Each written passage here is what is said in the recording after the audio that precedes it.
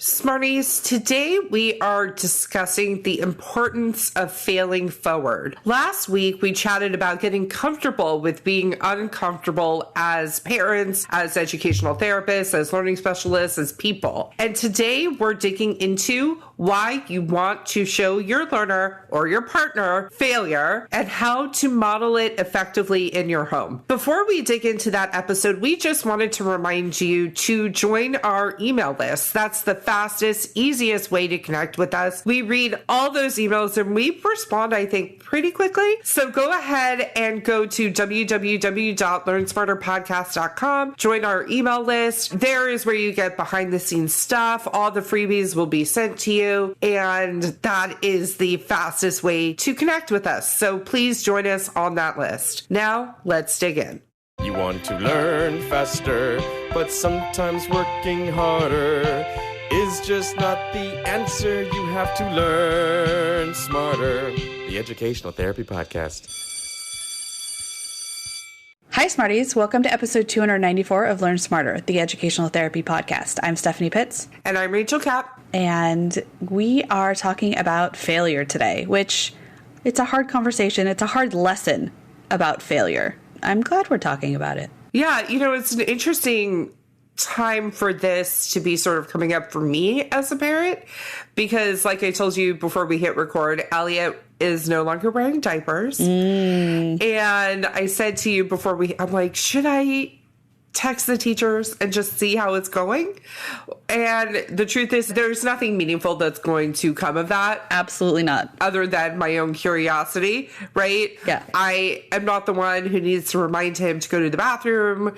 They are in charge of him. If there's an oops, then they'll have to be the ones that take care of it, and so on. And so I am just sitting in this uncomfortable place of being nervous, excited, because I'm excited for him.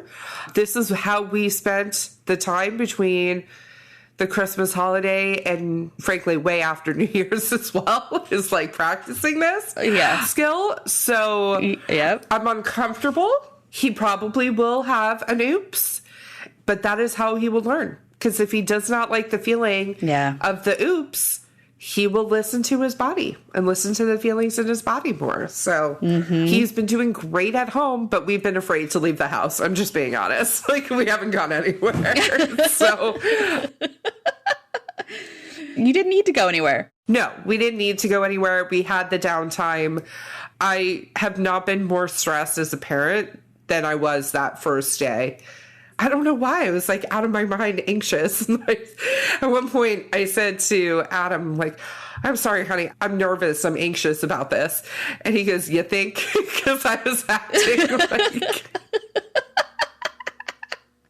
It got better. It got better. I also struggle with new things. So felt very supported by everyone. And failure, right? Yes. Yeah. It's all the things. But failure is how you learn how to do things. So this is important for everybody. Yeah. I'm sitting in the uncomfortableness. And I'm excited to see how it goes when I pick him up. For sure. Why is it so important to display failure? Today, we wanted to talk about displaying failure. This is a really interesting time, too, because it's the beginning of a new semester for a lot of students. I had some students enter the practice towards the end of last semester when failure was really hitting hard. We've had some college students who have had some failure all of a sudden for the first time in their lives. Yeah. And so I think understanding, though, that you can come back from failure, I think is the biggest takeaway. And I think in order to learn that, you have to display failure to your kids. And does that mean failure on a grand level? No, it doesn't have to be like that. But little failures, we'll call them quote unquote failures, are important in teaching them how to bounce back. Yes. Because these things happen. And I think in general, we don't like to talk about failures. We like to hide failures because with a failure comes shame and embarrassment. Sometimes, especially something so public. can be really difficult for parents and adults and the adult learners that we have in our practice. But the failure is where the growth lives. So that is the productive struggle. When we have those moments that is a struggle, that is where we can change the narrative, make it productive, make it meaningful, and we can see the growth.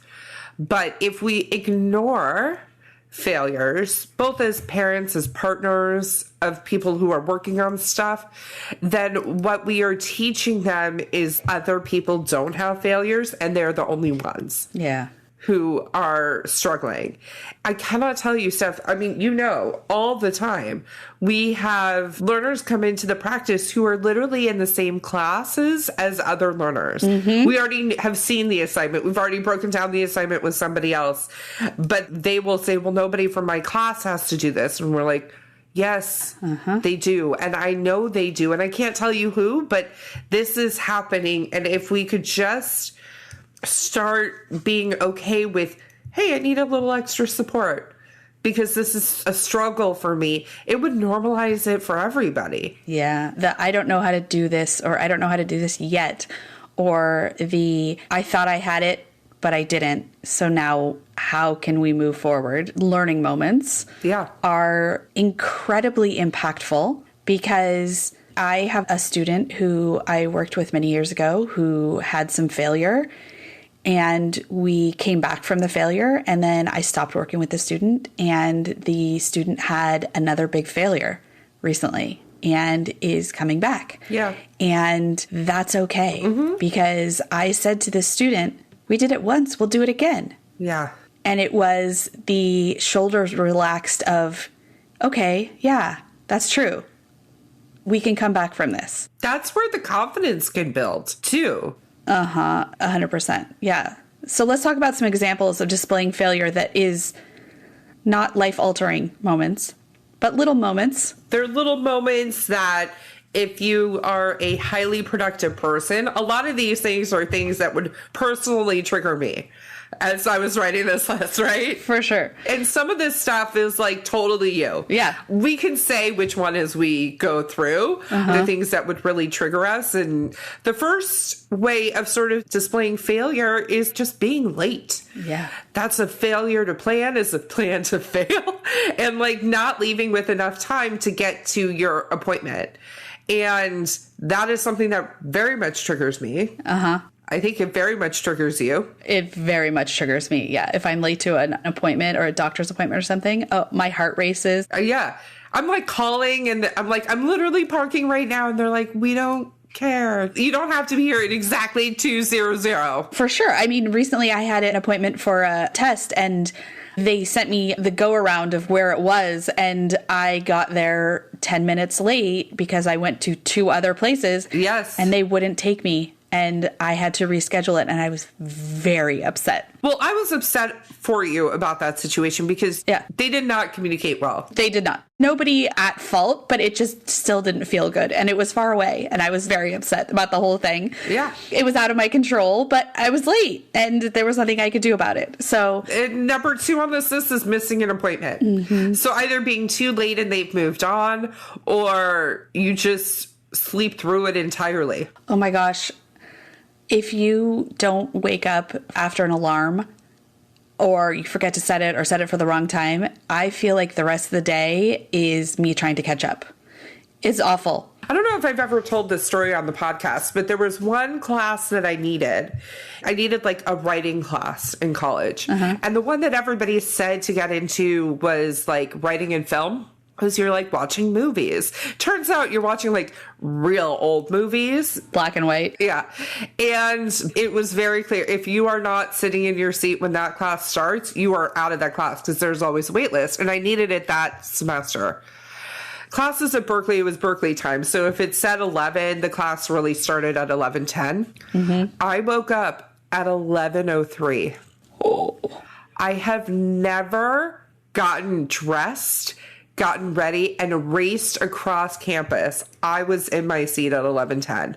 But what that did to my day, I will never forget that feeling. That day's done. By the way, I was a college student, so don't judge me for sleeping till 11.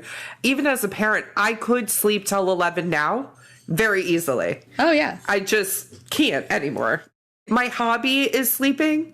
I'm a really good sleeper. Like, I love sleeping.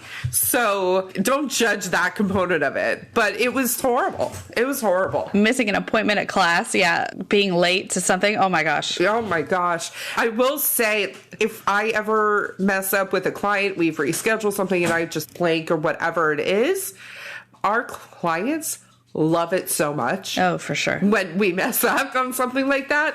And it normalizes. It's very common for me to be like, I totally had an EF failure here. Yeah. And I want to throw in that, number one, we're talking about the failure that we had. So that's something that we're really encouraging you to do with your learners. Right. But also, there are a subset of people that can't sit in that failure and comfortableness. And we've talked about this before. You can pretend to have some failures on purpose. So take that into consideration if you're like, I'm not going to be doing that in my life because you don't like the feeling. But remember that the importance is teaching how to come back from it. Right. The next example of displaying failure. So not realizing you may have something, an important meeting or something going on the following day, and you aren't prepared. Very uncomfortable feeling, and that's a feeling that you can model. And your recovery is something you can model. Absolutely. This one is a total Steph one. 100%. So the next one's struggling with first steps of a large project. And this is definitely something that I can struggle with if it comes to writing, comes to a presentation, comes to anything like that. I get overwhelmed and I can't break it down. It's very hard for me to do the first part of it. And then after that, I'm fine. Once we give it structure, both with like figuring out what the structure of the podcast is going to be, or when we do a speaking presentation or something like that, that's when it becomes a lot easier, when you can see what something's supposed to look like at the end. Yep. But creating something from nothing is usually, at least we have to talk about it. Yeah, it can be very painful for me. Yes. Yes. Then another one that I think is really important, both as a parent, as an educator, is challenges with emotional regulation. And I want to be clear. We all lose our cool sometimes. As a professional with a client, we should never be losing our cool. But as a parent in your home or a partner in your home, sometimes stuff happens. Mm-hmm. After things have settled and calmed down, that's when you go and you have that conversation of repair and showing your learner or your child or your partner that you're human and human beings have big feelings sometimes, and talking about it. And this is what you do once it happens. Mm-hmm. What would you add, Steph? I was just going to say, knowing and helping others in your life actively talk about what works for them to help them regulate their emotions when they feel dysregulated. For me, and I know for you too, water helps. Yeah. So when I feel dysregulated, and I know you do too, we've had conversations about this, taking a shower helps regulate me. Mm-hmm. I took a bath last night. Oh, I love taking baths. That's so nice. Yeah. I put Epsom salts in there. Oh, you're fancy. Do you have candles? You should put candles in. I do that sometimes. It's lovely. I didn't think that through. I did bring my iPad because I was like, I'm going to watch something. But yeah, water definitely regulates me back and helps me feel better for sure. Knowing that for yourself, or knowing that for a partner or as a parent, of when the other person can't think straight enough to do those regulating activities, is helping them realize it. Absolutely. And then difficulty figuring out what needs to happen first. And the example that we wrote is really with household activities. And the example that we've gone back to over and over and over again is laundry. So let's talk about when laundry needs to be done, but also the kitchen needs to be cleaned. I'm very happy with this example, Rachel. I'm very happy with this example. Some people, what do they do? Some people will go ahead and clean the kitchen first before putting the laundry in. Maybe because that's where they're closest to, or that's what they see needs to be dealt with, as opposed to laundry can be like hidden away. Or they'll start with the laundry and then do the kitchen second, because breaking up tasks is hard. And I think what you're saying is not like putting the laundry in and getting it started and then going and doing the kitchen. I think what you're saying is putting the laundry in, waiting for the wash cycle, moving into the drying cycle, waiting for the drying cycle, and then maybe or not putting everything away. Right. And then tackling the kitchen. Can our audience tell who we're talking about? Yeah. Okay. I think so. So a lot of people struggle with task switching and breaking down these sorts of tasks, right? And so task switching meaning putting the laundry in, going to do part of the kitchen, then when the laundry is ready to go in the dryer, go put it in the dryer or hang it to dry, and then go back and finish the kitchen. This task switching and breaking down of tasks is very challenging.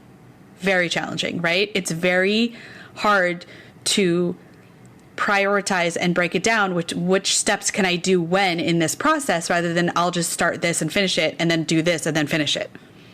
Or not. God bless him. Another example is failing to follow instructions on a recipe. This is something, everybody has cooking fails. Everybody has baking fails. Oh, for sure. Baking especially, because baking is so specific. Yeah, it's so scientific. And if you don't have good instincts about stuff, then you got to be careful. But this is a great opportunity to talk about, hey, this was a fail forward. Yeah. But I know what I did wrong, and I'll fix it for next time. It's kind of like when you're making cookies and you have to do the wet ingredients and the dry ingredients, guys. If you don't do it, it comes out weird. I never separate them. Well, maybe you just like weird cookies. I don't mean to undermine your example. I'm just saying I have really good baking instincts. You have exceptional baking ability. I'm really good.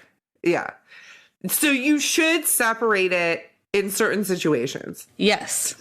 If you're following the exact recipe. Follow the recipe, guys. Exactly. Don't be like me. Yeah. I change recipes all the time. Unless you're a baker. Right. And with that, we hope that this conversation gave you some things to think about, some things to talk about as a family. Or some ideas to try, like have your learner follow a recipe. See what happens. See what happens. Yeah. And as you go through your week, a failure will happen, and hopefully the conversation around that failure will shift into a narrative of understanding and the understanding that we're all human. For sure. So, have a great week, Smarties. Have a great week.